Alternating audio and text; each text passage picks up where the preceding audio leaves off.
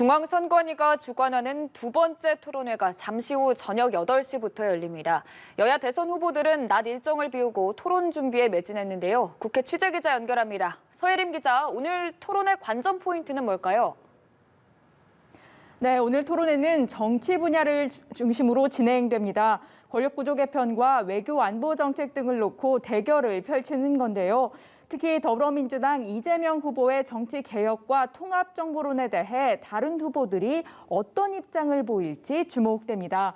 이 후보 측은 다당제 연합 정치를 위한 선거제 개편과 개헌 등을 약속하면서 국민의당 안철수 후보와 정의당 심상정 후보 등의 공조를 제안했는데요.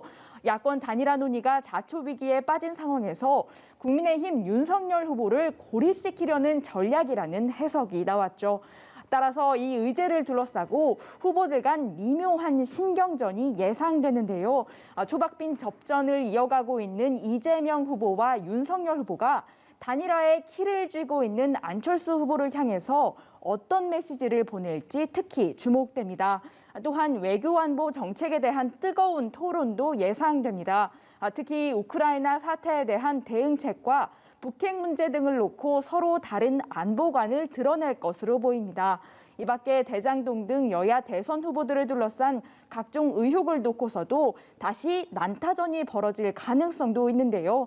여야는 토론에 앞서서 열린 법제사법위원회에서 거센 네거티브 공방으로 전초전을 벌였습니다.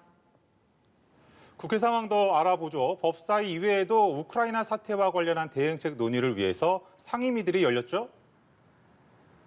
네, 그렇습니다. 외교통일위원회와 산자중기위 전체 회의가 열렸는데요.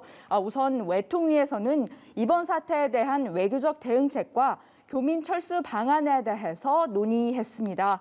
정의용 외교부 장관은 현지 교민 36명에 대해서 가급적 이번 주에 철수할 수 있도록 준비하고 있다고 설명했고요. 또한 러시아에 대한 전략물자 수출 통제에 동참할 것이고 몇 가지 제재를 더 고민하고 있다고 말했습니다. 산자위에서는 우크라이나 사태에 따른 공급망 타격 문제와 이에 대응할 방안 등에 대한 논의가 오갔는데요.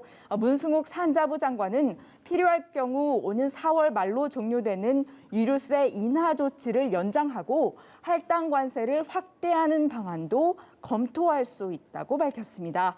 지금까지 국회에서 전해드렸습니다.